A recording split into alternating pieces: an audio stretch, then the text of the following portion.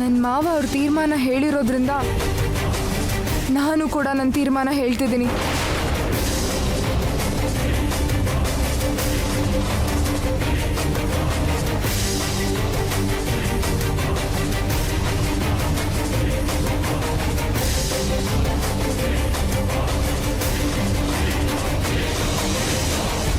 ನಾನು ನನ್ನ ಮಾವನ್ನೇ ಮದುವೆ ಮಾಡ್ಕೋತೀನಿ.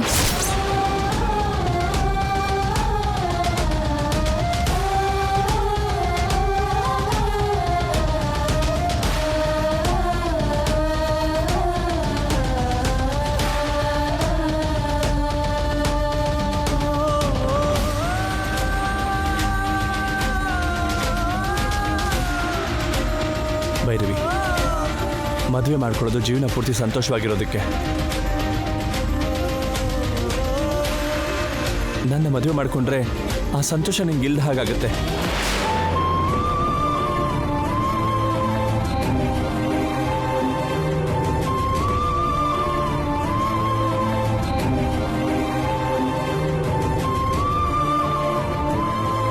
ಏನಿರುತ್ತೆ ಏನಿರಲ್ಲ ನನಗೆ ಗೊತ್ತು ಮಾವ. ನಾನು ನಿನ್ನ ಕೈಯಲ್ಲಿ ತಾಳಿ ಕಟ್ಟೋಸ್ಕೊಳ್ಳೋದನ್ನ ಬಿಟ್ರೆ ಇನ್ಯಾವ ಯೋಚನೆ ಮಾಡೋ ಪ್ರಯತ್ನ ಮಾಡಲ್ಲ, ಇನ್ನೇನು ಯೋಚನೆನೂ ಮಾಡಲ್ಲ.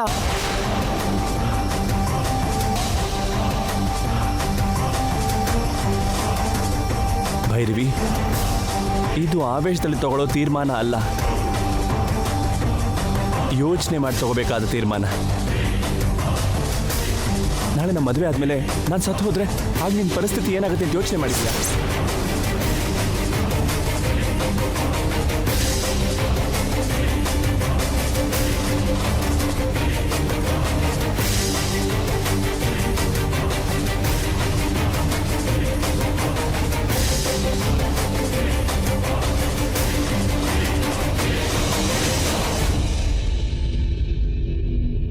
ಭವಿಷ್ಯದಲ್ಲಿ ನಾಳೆ ಏನಾಗುತ್ತೆ, 1 ಗಂಟೆ ಆದ್ಮೇಲೆ ಏನಾಗುತ್ತೆ ಅಂತ ಗೊತ್ತಿದ್ರೆ ಯಾರು ನೆಮ್ಮದಿಯಾಗಿ ಬದುಕಲ್ಲ ಅನ್ನೋದು ನನಗೆ ಗೊತ್ತು.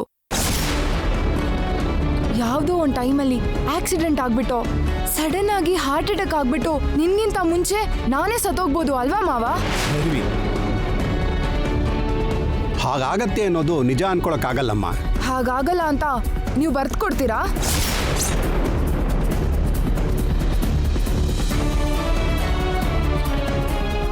ಜಾತಕ ನಿಜಾನೋ ಸುಳ್ಳೋ ನನಗೆ ಗೊತ್ತಿಲ್ಲ.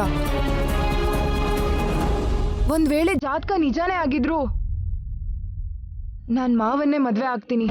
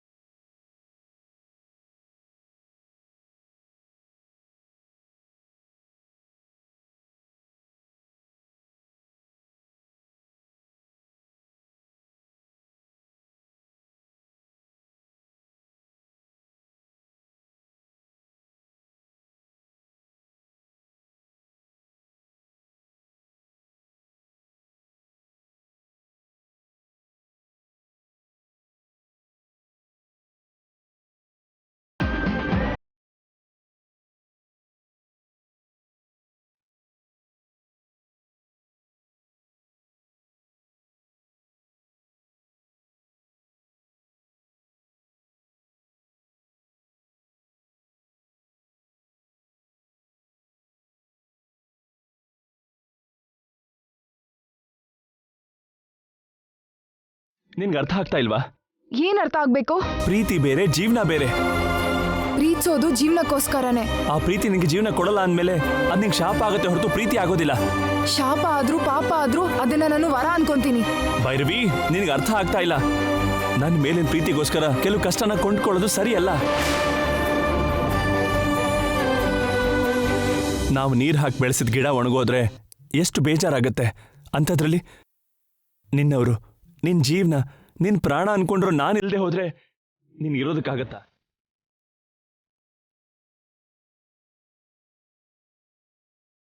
ಜೀವನ ಅಂದ್ರೇನೆ ನಂಬಿಕೆ, ಇಲ್ಲ ಅಂತ ಹೇಳ್ತಿಲ್ಲ. ಆದ್ರೆ ಆ ನಂಬಿಕೆ ನಿಜ ಆಗಲ್ಲ ಅಂತ ಗೊತ್ತಿದ್ರು ಕೂಡ ಅದನ್ನೇ ಜೀವನ ಅನ್ಕೊಳ್ಳೋದು, ಆ ಜೀವನನೇ ಬೇಕು ಅಂದ್ಕೊಳ್ಳೋದು ಮೂರ್ಖತನ ಭೈರವಿ.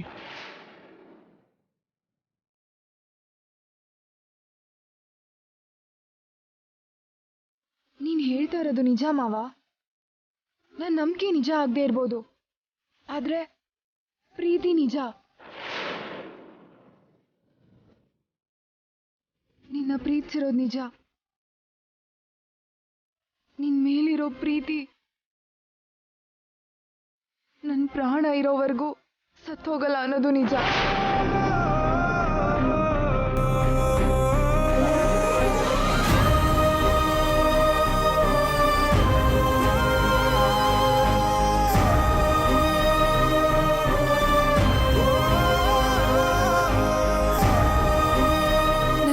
ನಿಜ ಅನ್ನೋ ನಂಬಿಕೆನ ನಾನು ಬದಲಾಯಿಸ್ಕೊಳ್ಳಲ್ಲ, ಸಾಯಿಸ್ಕೊಳ್ಳಲ್ಲ. ನೀನ್ ನಂಬ್ಕೊಂಡ್ರು ನಂಬಿಕೆ ನಿಂಗೆ ಜೀವನ ಕೊಡಲ್ಲ ಅಂದಮೇಲೆ ಆ ಪ್ರೀತಿಗೆ ಅರ್ಥ ಇಲ್ಲ ಅನ್ನೋ ವಿಷಯ ನಿನ್ಗೆ ಯಾಕೆ ಅರ್ಥ ಆಗ್ತಾ ಇಲ್ಲ? Look, life is not only love, life is practicality.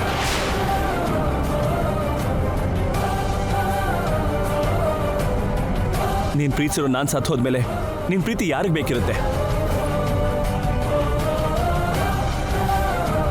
ನಿನ್ ಜೊತೆ ಇಲ್ದಿರೋ ಮನುಷ್ಯನ ಮೇಲೆ ನೀನ್ ತೋರಿಸೋ ಪ್ರೀತಿಗೆ ಬೆಲೆ ಇರುತ್ತಾ?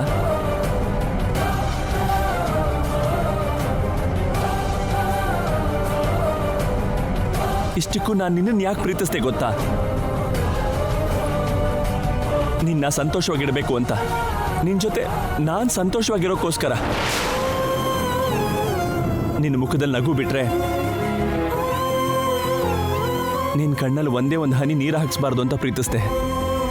ಅಷ್ಟೇ ಬಿಟ್ರೆ ನೀನು ಬದುಕಿರೋವರೆಗೂ ನನಗೋಸ್ಕರ ನೊಂದ್ಕೊಳ್ಳೋದಕ್ಕೆ, ನನ್ನಿಂದ ನಿನ್ನ ಜೀವನಕ್ಕೆ ಕಷ್ಟ ಆಗೋದಕ್ಕೆ, ಜೀವನ ಪೂರ್ತಿ ನಿನಗೆ ಮುತ್ತೈದೆತನ ಇಲ್ದಿರೋ ಹಾಗೆ ಮಾಡೋದಕ್ಕಲ್ಲ. ನಿನ್ನ ಪ್ರೀತಿ ಬಗ್ಗೆ ಯೋಚನೆ ಮಾಡ್ತಿದ್ಯೋ ಹೊರತು ನನ್ನ ಪ್ರೀತಿ ಬಗ್ಗೆ ಯಾಕೆ ಯೋಚನೆ ಮಾಡ್ತಾ ಇಲ್ಲ? ನಿನ್ನ ಸ್ವಂತ ನಿರ್ಧಾರನ ಪಕ್ಕಕ್ಕಿಟ್ಟು ನನ್ನ ಆಸೆ ಈಡೇರಿಸಬೇಕು ಅಂತ ನಿನಗೆ ಯಾಕೆ ಅನ್ನಿಸ್ತಿಲ್ಲ?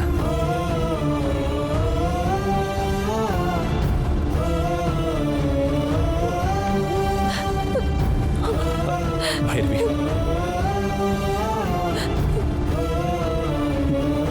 ಪ್ರೀತಿ ಅಂದ್ರೆ ಜೀವನನ ರೂಪಿಸ್ಕೊಳ್ಳೋದು, ಹಾಳು ಮಾಡ್ಕೊಳ್ಳೋದಲ್ಲ. ನಾವಿಬ್ರು ಜೊತೆಯಾಗಿ ಬಾಳ್ಬೇಕು ಅಂತ ನಾವು ಅನ್ಕೋತಿದ್ದೀವಿ ಹೊರತು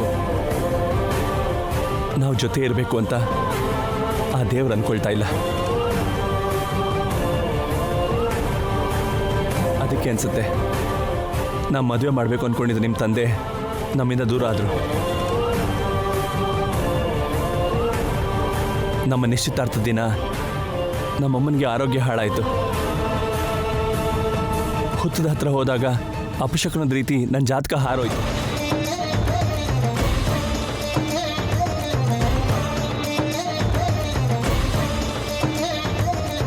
ಈಗ ನನ್ನ ಜಾತಕದಲ್ಲಿ ನನ್ನ ಮದುವೆ ಮಾಡ್ಕೊಳ್ಳೋ ಹುಡುಗಿ ವಿಧವೆ ಆಗ್ತಾಳೆ ಅಂತಿದೆ. ಜಾತಕದ ಪ್ರಕಾರ ಮದುವೆ ಆಗಿ 3 ದಿವಸಕ್ಕೆ ನಿಮ್ಮ ಮಗ ಸತ್ತೋಗ್ತಾನಮ್ಮ. ನಾವು ಹ್ಯಾಪಿಯಾಗಿರಬೇಕು ಅಂದರೆ ನಾವು ಮದುವೆ ಮಾಡ್ಕೊಳ್ತಿರೋದೇ ಒಳ್ಳೇದು ಅನ್ಸುತ್ತೆ ಭೈರವಿ.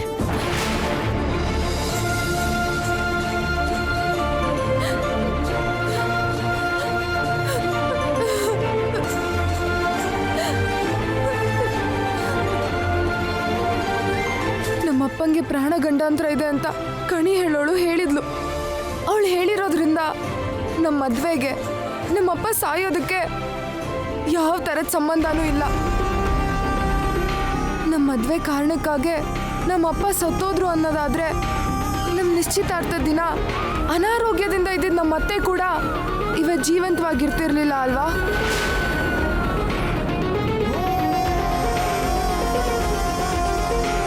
ಹುತ್ತದ ಹತ್ರ ನಿನ್ ಜಾತಕ ಹಾರೋಗೋದು ಅಪಶಕ್ನ ಅನ್ಕೊಂಡ್ರೆ, ನಾಗದೇವತೆ ನಮ್ಮಿಬ್ರು ಜಾತಕದ ಮೇಲೆ ಕುಂಕುಮ ಇಟ್ಟು ಆಶೀರ್ವಾದ ಮಾಡ್ತಾ ಇರ್ಲಿಲ್ಲ ಅಲ್ವಾ ಮಾವ?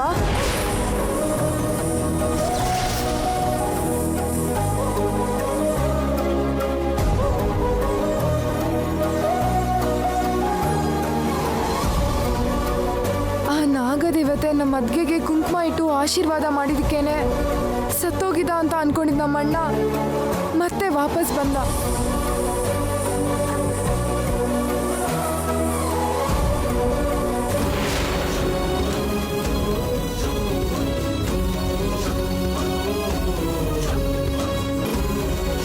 ಇರ್ಬೇಕಾದ್ರೆ ನಮ್ಮನ್ನ ಆಶೀರ್ವಾದ ಮಾಡಿದ ಆ ನಾಗದೇವತೆ ನಮಗ್ ಯಾಕೆ ಅನ್ಯಾಯ ಮಾಡುತ್ತೆ?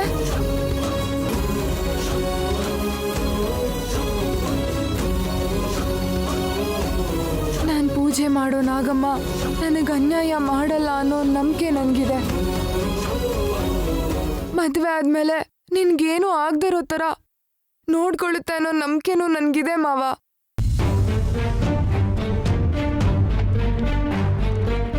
ನಂಬಿಕೆ ಬಗ್ಗೆ, ಪ್ರೀತಿ ಬಗ್ಗೆ, ಜೀವನದ ಬಗ್ಗೆ ನೀ ನನಗೆ ತುಂಬ ವಿಷಯ ಹೇಳಿದ್ಯಾ. ಆದರೆ ನಾನು ನಿನ್ನ ಒಂದು ವಿಷಯ ಕೇಳೋಣ ಅನ್ಕೊಂಡಿದ್ದೀನಿ.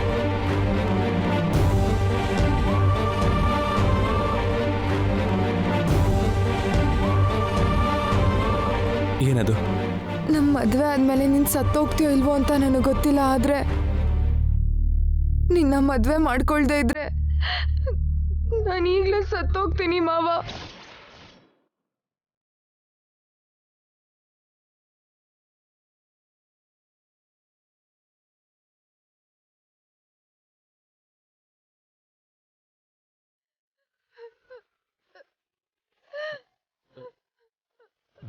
ಪ್ಲೀಸ್.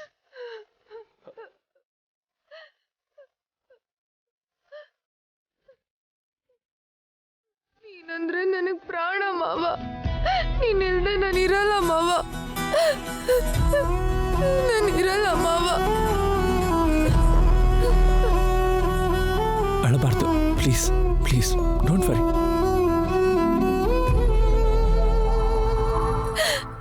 Okay, relax.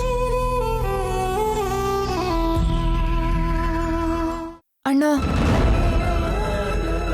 ನಾನು ಪೂಜೆ ಮಾಡೋ ನಾಗದೇವತೆ ಮೇಲೆ ನನಗೆ ನಂಬಿಕೆ ಇದೆ. ಆ ನಂಬಿಕೆನೆ ಎಲ್ಲರೂ ಸತ್ತೋಗಿದ್ದಾರೆ ಅನ್ಕೊಂಡಿರೋ ನಿನ್ನನ್ನು ಬದುಕಿಸಿ ಜೀವಂತವಾಗಿರೋ ಹಾಗೆ ಮಾಡಿ ಮತ್ತೆ ಕರ್ಕೊಂಡು ಬಂದಿದೆ.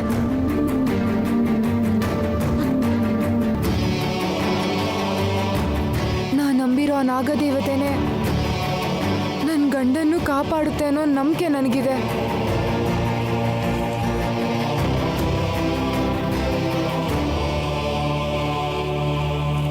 ನಮ್ಮಿಬ್ರಿಗೂ ಮದುವೆ ಮಾಡಿಸಿ ಅಣ್ಣ.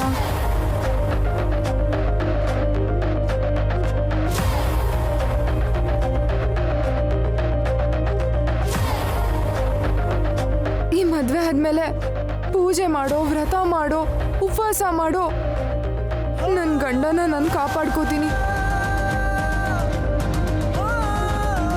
ನನ್ನ ಗಂಡಂಗೆ ಏನು ಆಗದೆ ಇರೋ ಹಾಗೆ ಕಾಪಾಡೋ ಜವಾಬ್ದಾರಿ ನಂದು ಅಣ್ಣ.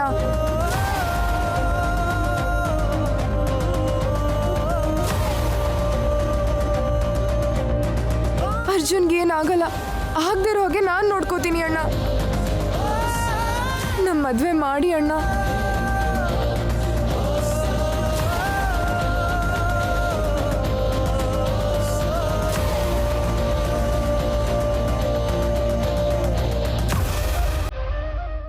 ನಂಬಿಕೆ ದೊಡ್ಡದೇ ಇರಬಹುದು ಭೈರವಿ, ಆದ್ರೆ ಜಾತಕ ಸುಳ್ಳಾಗಲ್ಲ ಅನ್ನೋ ವಿಷಯನೂ ಗ್ರಹಿಸ್ಬೇಕಲ್ವಾ? ನೀನ್ ಹೇಳಿದ್ದು ಕರೆಕ್ಟೇ ಅಜ್ಜಿ. ಆದ್ರೆ ಜಾತಕನೇ ನಿಜ ಆದ್ರೆ ನಾವು ಪೂಜೆ ಮಾಡೋ ದೇವ್ರು ನಿಜ ಆಗಲ್ವಾ? ದೇವ್ರನ್ನ ಪೂಜೆ ಮಾಡೋರ್ಗೆ, ದೇವ್ರನ್ನ ನಂಬೋರ್ಗೆ ನ್ಯಾಯ ಸಿಗಲ್ವಾ? ಹಾಗಾಗದೆ ಇದ್ರೆ ದೇವ್ರನ್ನ, ದೇವತೆಗಳನ್ನ ಪೂಜೆ ಮಾಡೋದು ಯಾಕೆ? ಜಾತಕನೇ ಪೂಜೆ ಮಾಡಿದ್ರೆ ಸರಿ ಹೋಗುತ್ತಲ್ವಾ?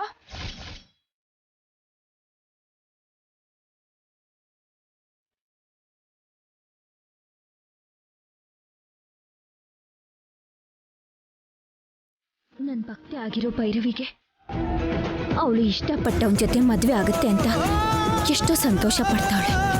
ಆದರೆ ಅವಳ ಗಂಡಂಗೆ ಮರಣ ಗಂಡಾಂತರ ಇದೆಯಾ? ಹಾಗಾಗಕ್ಕೆ ಬಿಡಬಾರ್ದು. ಭೈರವಿ ನಾನು ನಂಬ್ತಾ ಇರೋದ್ರಿಂದ ಅವಳಿಗೆ ಯಾವ ಥರ ಅನ್ಯಾಯ ಆಗಬಾರ್ದು. ಅದು ಹಾಗಲ್ಲ ಭೈರವಿ, ನಾವೆಲ್ಲರೂ ನೀವು ಸಂತೋಷವಾಗಿರ್ಲಿ ಅಂತ ಆಸೆ ಪಡೋರು. ಆದ್ರೂ ಜಾತಕ ನಿಜ ಆಗುತ್ತೇನೋ ಅಂತ ಹೆದರ್ತಾ ಇದ್ದೀವಿ.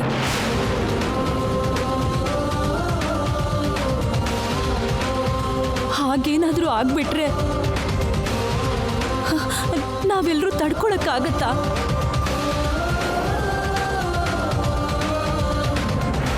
ಮಾವನ್ನ ಮದ್ವೆ ಆಗದೆ ಹೋದ್ರೆ ನಾನು ನಿಮ್ಮೆಲ್ಲರಿಗಿಂತ ಜಾಸ್ತಿ ನೋವು ಪಡ್ಬೇಕಾಗುತ್ತೆ ಅತ್ತೆ.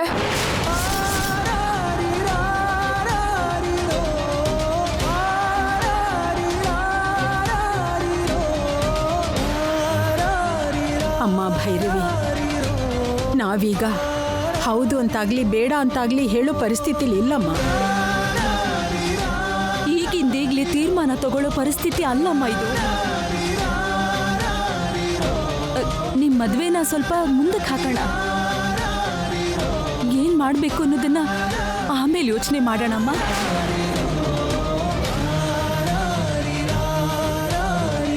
ಎಷ್ಟೇ ಯೋಚನೆ ಮಾಡಿದ್ರು, ಎಷ್ಟೇ ಸಮಯ ಮುಂದಕ್ಕೆ ಹಾಕಿದ್ರು ನನ್ನ ತೀರ್ಮಾನ ಮಾತ್ರ ಬದಲಾಗಲ್ಲ ಅತ್ತೆ.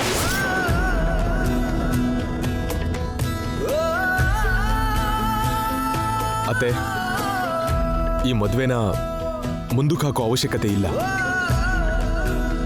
ಮಾಡ್ಬಿಡೋಣ.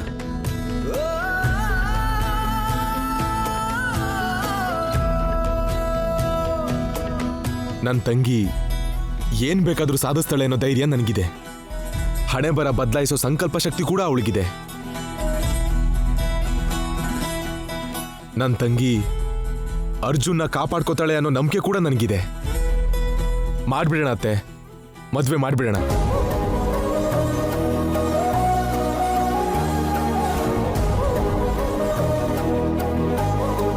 ದೇವ್ರನ್ನ ನಂಬೋರ್ಗೆ ಕಷ್ಟಗಳು ಸಮಸ್ಯೆಗಳು ಬರ್ಬೋದೇ ಹೊರ್ತು ಕೆಟ್ಟದು ಯಾವತ್ತೂ ಆಗಕ್ಕಿಲ್ಲ.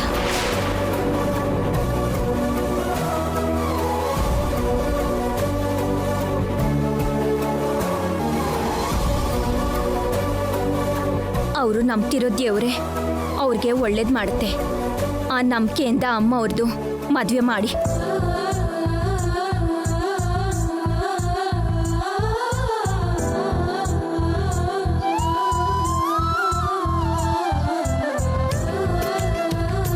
ಅದಾದ್ಮ್ಯಾಕೆ ನನ್ನ ಭಕ್ತರಿಗೆ ಅನ್ಯಾಯ ಆಗದೆ ಇರೋಂಗೆ ನಾನು ಕಾಪಾಡ್ಕೋತೀನಿ.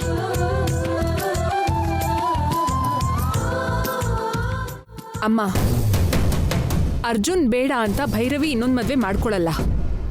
ಭೈರವಿನ ಮರ್ತು ಹೋಗಿ ಅರ್ಜುನ್ ಇನ್ನೊಬ್ಳನ್ನ ಮದ್ವೆ ಮಾಡ್ಕೊಳ್ಳಲ್ಲ. ಈ ಮದ್ವೆ ಆಗ್ಲಿಲ್ಲ ಅಂದ್ರೆ ಇಬ್ರು ಲೈಫ್ ಲಾಂಗ್ ನೊಂದ್ಕೊಳ್ತಾನೆ ಇರ್ತಾರೆ. ಮದ್ವೆ ಮಾಡೋದೇ ಒಳ್ಳೇದಮ್ಮ. ಮದುವೆ ಮಾಡದೆ ಹೋದ್ರೆ ಪಿರುತ್ತಿ ಮಾಡ್ದವ್ರನ್ನ ಬೇರೆ ಮಾಡಿದ ಪಾಪ ಕೂಡ ಸುತ್ಕೊಳ್ತೈತೆ.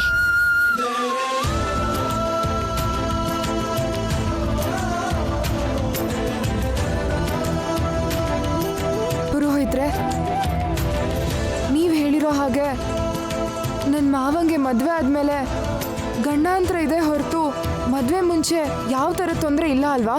ಇಲ್ಲಮ್ಮ. ಮದುವೆ ಆದಮೇಲೆ ನನ್ನ ಮಾವಂಗೆ ಏನೂ ಆಗದಿರೋ ಥರ ನಾನು ನೋಡ್ಕೊತೀನಿ ಪುರೋಹಿತ್ರೆ. ನೀವು ನಮ್ಮ ಮದುವೆಗೆ ಒಳ್ಳೆ ಮುಹೂರ್ತ ಇಟ್ಕೊಡಿ.